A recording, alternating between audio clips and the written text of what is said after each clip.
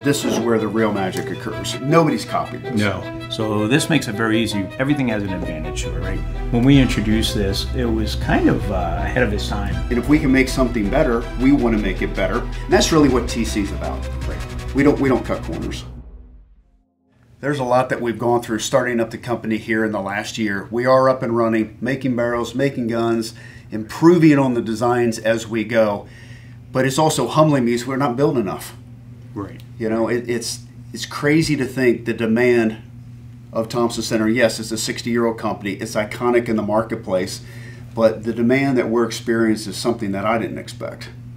Yeah, it's really taken off well, which and I think part of it was that we had a little bit of a break in the between Smith & Wesson and Thompson Center relaunch, and so that probably helped us a little bit. Yeah. But also we've had new products come along, right, and things were introduced while we weren't working on them, and like the fire stick. The fire stick, right.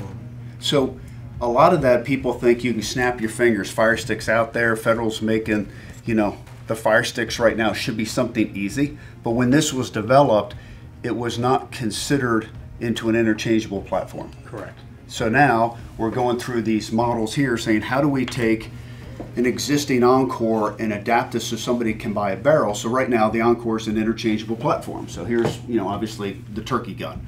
So you can buy this as a 20 gauge turkey gun, you can buy this as a muzzleloader, centerfire rifle, handgun, but how do we interchange this with fire stick? And that's what we've been going through today, because it's not as simple as I would like to think it is.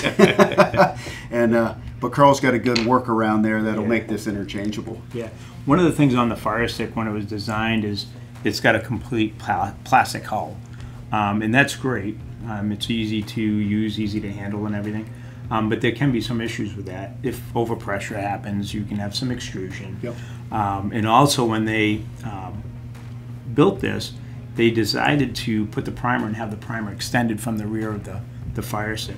And actually, if you zoom in on the screen here and just rotate that a little bit to the side, you'll see how the primer sticks out from the face of the gun. So obviously you can't shut that because it would bind on the firing pin bushing. So when you get a fire stick barrel, it'll actually come with a bushing kit. The bushing kit is actually a new firing pin bushing. We had to relieve it, so you can see the cut in here. This one highlights a little bit, so when the barrel swings down to shut, it takes up that amount that the primer sticks out. So that was one of the things we had to do, and then the firing pin had to be shortened. Yeah. We wanted to make sure that you can't use this bushing with the centerfire type stuff. Right. So if somebody has an existing Encore, you know, you can go into the back here. You know, there'll be, now this doesn't have the firing pin in it. This is a prototype, but you'll be able to remove the bushing with one screw, which is really easy. It's an Allen screw. You know, we'll do some YouTubes on that, and obviously there'll be instructions inside the the owner's manual, and then basically put this new bushing in, and then swap back and forth. So it'll be easy. It's fairly intuitive. It is. It is. And it's good for people. They can do it at home. You don't need a gunsmith at all.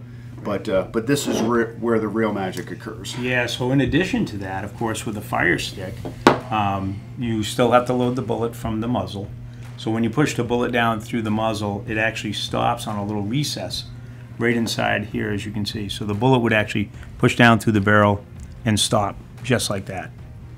And then once you put in your fire stick, then you're ready to go. Mm-hmm. But it's critical that this bullet is in the right position to the fire stick and seats properly in there.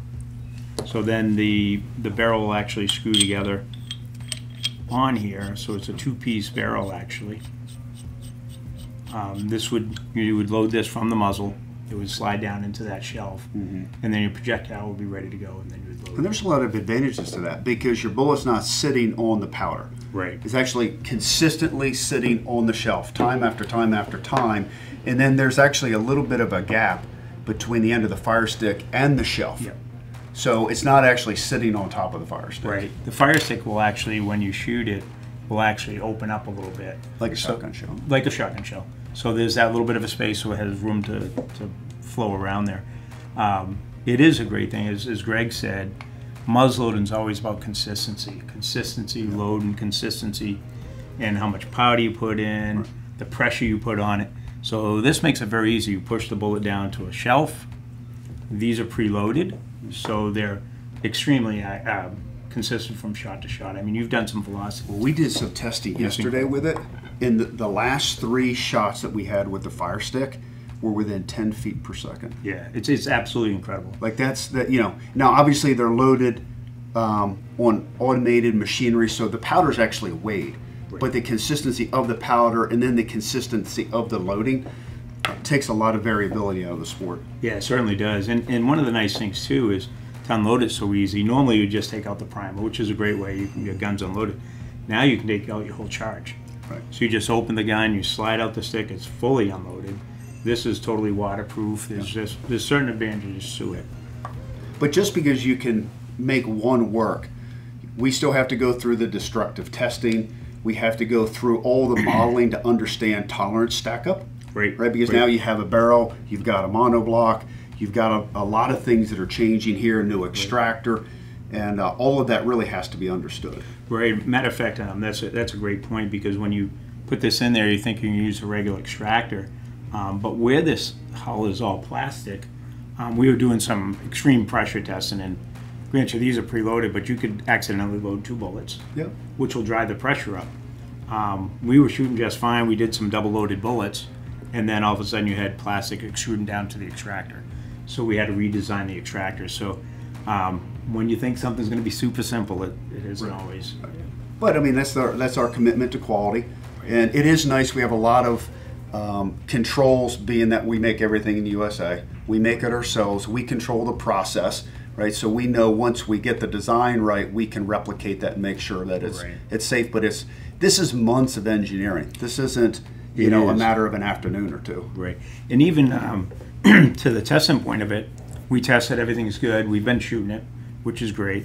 We are going to make another subtle change that the consumer would never know about, but to manufacture it and have the consistency of one part to another, we're actually going to extend this piece here a little bit farther forward so we can grip it in the truck better.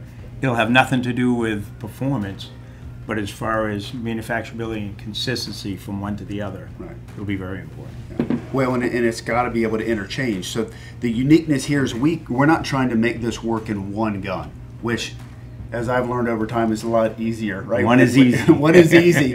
But when you look at a million different parts out there between barrels and receivers that have to interchange, now this is just another component of a system, and that system has a platform that you can't deviate from. Right. And to your point, I mean, the first Encores were made in 1997. These will be interchangeable to those first receivers. All the way back. Right. So, I mean, that's one new product we're working on. We really have not talked to the public yet. This is that's the Triumph. Yeah. So this basically, fundamentally, is going to stay very similar to the original Triumph. Right. The original Triumph, of course, was brake action, which you pull the trigger guard back and it loads it. Now, one of the great things, I mean, the fire sticks, everything has an advantage to it, right? Fire sticks are great because they're preloaded, all that. If with the regular black powder guns, you have the ability to adjust powder loads. Mm-hmm. So if you don't want just 100 or 120 or 80, you can tweak your powder loads so you can get whatever you want for accuracy or velocity. And Yep, and especially when you're taking use out hunting, you might want to download it a little bit so they can get used to it. So you have a lot of flexibility in that. This gun we're changing a little bit. We actually are going to go through and change the barrel. We're going to go into a nitrided finish. Now, a nitrided finish is excellent. Some guns you can put it on, some guns you can't, depending on the processes, but it's extremely durable. It's lubricant, it'll load a little bit easier, but corrosion resistance with your regular black powder and substitutes is really above and beyond. But what a lot of people don't realize, so if we take the turkey gun here, so this is Cerakoted. So you say, well, what's the difference between nitride and Cerakote? The Cerakote, great durable finish. Absolutely. But it's only on the exterior. Correct. The advantage of the nitride is you get exterior and interior finish. Right. Yeah, so you've got the protection not only on the outside, as Greg mentioned with the Cerakote.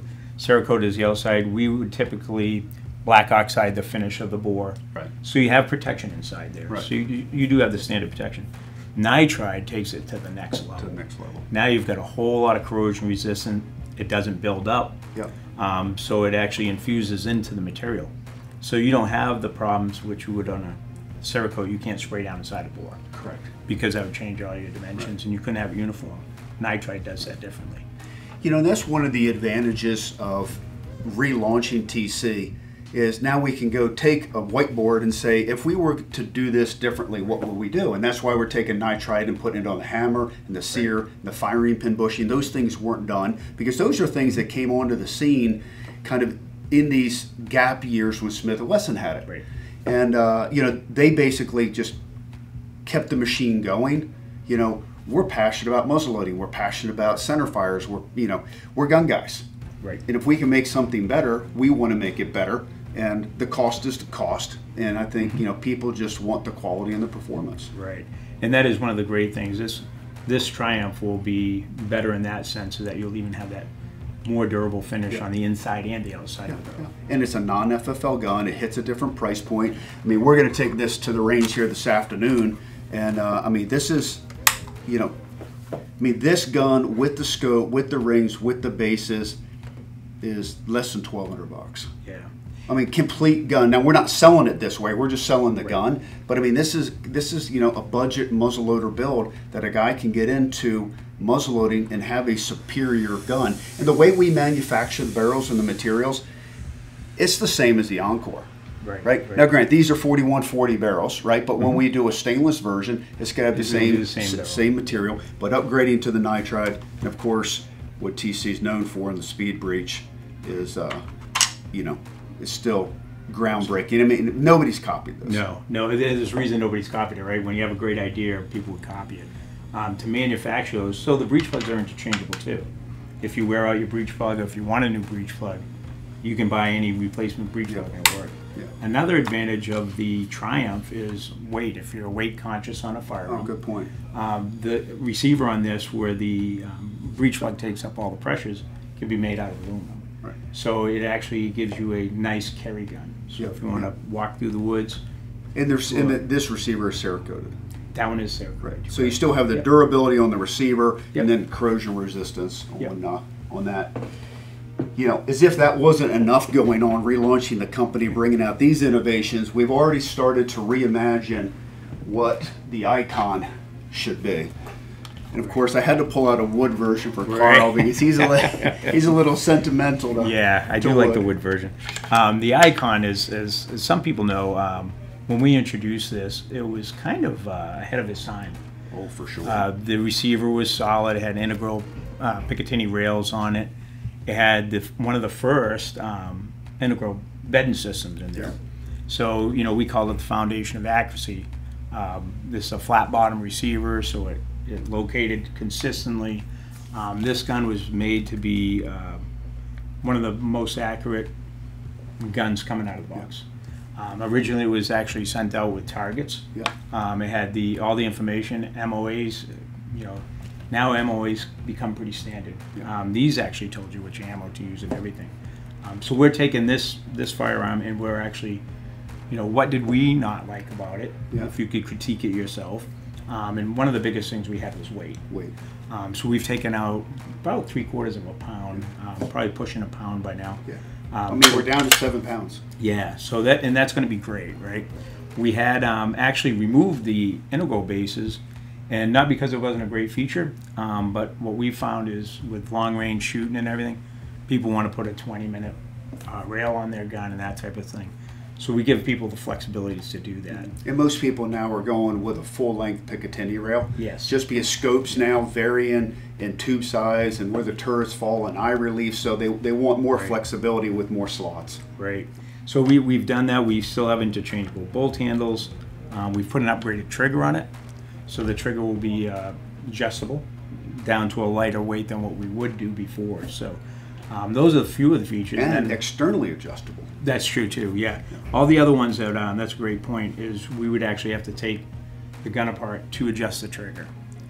Now we're going to be able to do it externally, so you'll actually be able to just put in a tool, adjust the trigger to pull to what you like. Yeah. So instead of just reintroducing the Icon, which would be fine. Right. I mean, this is still as it exists today. a fantastic rifle, you know, we go to the whiteboard and say, how can we make it better? And triggers definitely have changed a lot in 15 years. They've changed a real lot. And people want the user adjustability. They want to go lighter. People are used to shooting lighter triggers, especially when you're looking at this as a modular platform. They want to be able to have pre-fit barrels. They want to be able to change the barrels over time. And then obviously weight consideration. And like you say, even all the way to the bases now, you know, people want to be able to put their own rails on. Right. You and I may not shoot an animal at 500 yards, but somebody wants to take this gun out there. Right, and if you want to, you'll have the ability. You'll have it. Right. And then the foundation of accuracy, which we're not going to talk about now because there are some changes there, and some that are patentable, we believe, is going to change because we introduced the first internal chassis system in a stock. Right. Thompson Center did. And so we had the aluminum plate there that the flat bottom, you know, nestled into. And now look at what's being done on all these high-end carbon fiber stocks, the chassis guns by MDT. Yeah, and they're going back to a flat bottom receiver. And they're all going back to a flat bottom receiver. So, you know, and then we, of course, this is a 3D model, and it doesn't show all the technology in it, but this is you know, even taking it up to a higher level than we ever had on our stocks on the Encore or in the Icon. Yeah, this stock will be to the next level. I mean, there's a lot of features in here that we can talk about, a little bit of them, but some of them you can't even see. That will be explaining those in greater detail later. Some very simple things like on the grip area there'll actually be some adjustable grip, so you can change if you want a different palm swell, want a little bit longer, a little bit shorter, whatever you want, you can customize it to. There'll be some pieces in here that'll change your cheek riser. So once you get it in there, locked in place, it's ready to go. The fore end even, we'll be able to change that. We can talk a little bit about the bottom rails. We can put different rails in here, so you'll be able to put either a different fore end on, or you can just put M-lock, Acro rail. It also has swivel studs on the side that you'll want to have them, and I'll have them on the bottom for the traditional ones. So there's just a lot going on in this stock right here. And what's nice is we have the ability of designing something from the ground up, which takes time. I mean, just engineering time on this stock, and we're not even done here, has hundreds of hours, if not thousands by now. Yes, stock designs, as most people know, are pretty difficult. You're trying to make a stock that fits right for everybody. And that's one of the great things about this stock is even a palm swell, it might fit right in my hand, but it might not fit right in your hand. So we go around and we'll be able to change that. If you want a little thicker, a little, you know. 3D modeling helps. Yeah, it helps a lot. Because this is the second iteration right now. We added, you know, a couple tabs here just for, you know, shooting styles have changed. Right. Some people now like to rest their thumbs on the side as opposed to wrap them over. And we're trying to think about everything the customer would want today. So what's not necessarily easy to manufacture, although it's got to be manufacturable. But you know, what are some of the things that we can do to bring the best product to market? And that's really what TC is about. We don't cut corners. No, we don't. And this stock, especially later on, we'll talk about some of the other features that it has that you can't actually see. But it's pretty it's groundbreaking. It's wow. It's wow. But it's so when people think about Thompson Center, they think about quality, lifetime warranty, craftsmanship, great customer service, and all of those principles still exist today because we brought the team back together. And I know everybody wants products as fast as we can make them. And we do too. But we want, right, we all do. But that commitment to quality, it does not leave. It goes through the 10 Commandments. And we make sure everything out there is something we put our own money on. Right, absolutely. And a lot of these ideas come from situations we've seen in the field and the people that we talk to. So shows are another good thing. A lot of customers come in and talk to us, say, this was a little bit different, that was a little bit different. So we try to listen to everybody. And now with social media too. People send us messages with ideas, and we listen to them, and we track them, we put them in. So that's the new TC, and we wanted to share with everybody some of the new things coming through. You know, obviously the Encore, we're going to beef up production on that. The Triumph will be coming out here this fall, as well as a whole line of muzzleloading accessories, which you won't even have time to talk about. You know, as simple as hinge pin removal tools, and obviously some of the iconic products like Boar Butter and Number 13 and T17. So there's a lot of moving pieces, and you know, we need people to just be patient as we get tooled up and relaunched here. But we have our commitment here on quality. Absolutely, and that's one of the biggest things. Whatever we have, there's always issues in manufacturing. The big thing is it never leaves the plant. Yeah. You know, so we go through a lot of work to make sure that's taken care of.